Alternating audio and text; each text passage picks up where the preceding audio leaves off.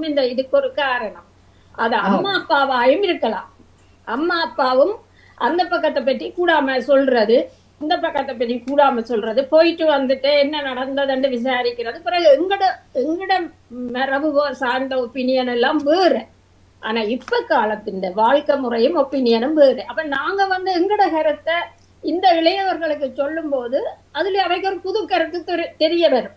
அம்மா அப்பா சொல்றதை கேட்டு எனக்கு தெரிஞ்ச அப்படியும் குடும்பங்கள் இந்த அங்க போயிட்டு வர இங்க என்ன நடந்ததுன்னு கேட்டு, இங்க போயிட்டு வர அங்க என்ன நடந்ததுன்னு கேட்டே பிரிஞ்சிருக்கிறார்கள்.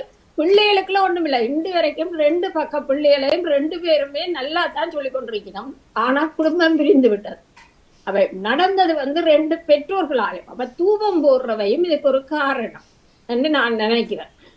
அதுக்கு எல்லாத்துக்குமே மெயின் வந்து நீங்கள் பேசுங்கன்னு தான் நான் சொல்றேன். கொஞ்சம் அந்த இடத்துல இருந்து விட்டுட்டு தள்ளி இருந்தால், பேசாம இருந்தா மாறும். இது வந்து இளையோர்களுக்குள்ள இல்ல, எங்களுக்குள்ளேயும் இவ்வளவு வயசு கடந்த எங்களுக்குள்ளேயும் புரியாம என்றா கட்டாயம் பிரச்சனை வரத்தான் செய்யுது. அந்த கருத்துக்கு அந்த நேரம் சடா 2 மறுமொழி சொன்னோம்டா அடுத்த வரை அது தாக்கே அங்க ஒரு எங்களுக்குள்ள நாங்க பொறுத்து போவோம். ஆனால் அந்த நிமிஷத்துல வீட்டுல ஒரு பிரச்சனை தோன்றும். அப்ப அது இவைகளுக்குள்ள அது பிரிவா மாறுது. மற்றது இங்க வந்து பிள்ளைகள் என்ன செய்யணும், ஒரு வசனத்தை டிரெக்டா மொழிபெயர்க்கணும்.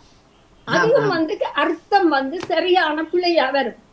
இப்ப நான் தமிழ்ல ஒன்று சொன்னத அவன் கூகுள்ல போட்டு பார்த்துட்டு அதுக்கு மொழிபெயர்க்கணும். மொழிபெயர்க்கல அது சரியான தவறான மொழிபெயர்ப்புல வருது. அப்ப அவர் விளங்கிக் கொள்ற கருத்தும் வந்து பாரதூரமான விளைவு. தமிழுக்கும் 1000 ஒரு சொல்லுக்கு 10 அர்த்தம். டக்குண்டு கூகுள் இதுக்கு என்ன, இந்த வீட்டுக்கு என்ன அர்த்தம்? அப்ப அங்க வந்து 2 பேரும் சரியா அடிபடிக்கணும். நான் நிறைய பார்த்திருக்கிறேன்.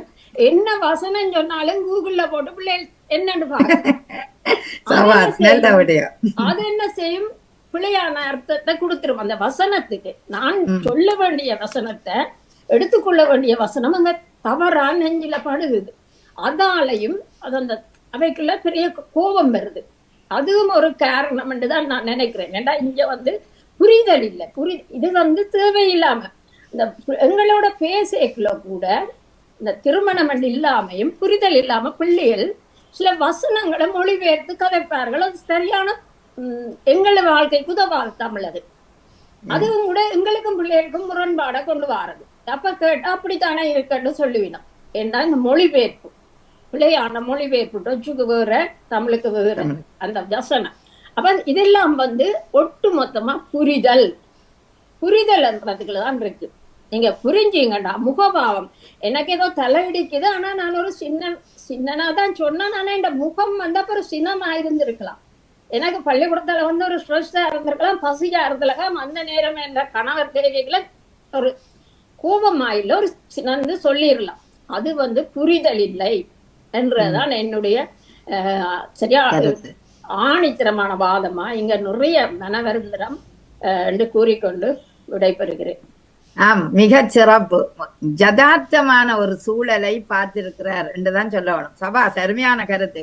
மிக முக்கியமாக நான் அதை முதலில் எடுக்கிறேன். இந்த மொழிபெயர்ப்பு விடயம் இப்போ சொன்னார்கள். என்னுடன் இன்னொருவர் வந்தார், அவே சொல்லுவினம் எல்லாத்துக்கும் ஓடு ஓடு ஓடு என்று சொல்லு. என்னோடு நானோடு இப்படியே வந்து கொண்டே இருக்கும். அப்ப அந்த தவறான மொழிபெயர்ப்புகள் கூட சில நேரம் குடும்பங்களில மிக முக்கியமான புரிதலை ஏற்படுத்த மாட்டுது. அங்க பிரிவை ஏற்படுத்துற மாதிரியான ஒரு செயற்பாடுகள் இருக்கும். அதை அவர் அழகாக சொன்னார். அர்த்தமுள்ள சொற்களை பாவிப்பது இல்லை ஆதலால் புரியாமை அங்கு நிலைபெறுகின்றது. அப்ப இதனால இருவருக்கும் இடையில ஒரு சச்சரவுகள் ஏற்படக்கூடிய வாய்ப்பு இருக்கும். அடுத்தது முதலில் சொன்னார் அந்த விட்டு கொடுப்பு. எந்த இடத்துல விட்டு கொடுக்க வேணும், எந்த இடத்துல விட்டு கொடுக்காம இருக்க வேணும் என்பதை இருவரும் புரிதல் வேண்டும். அந்த புரிதலுக்கு முக்கிய காரணம் பேச்சுவார்த்தை. எப்போதுமே பேசிக்கொண்டிருக்க வேண்டிய தேவை இருக்கின்றது. அது இன்றைக்கு இல்லாமல் போன காரணம்தான் இவற்றுக்கு புரியாமைக்கான காரணமாக இருப்பதை அழகாகவே அவர் சொல்லி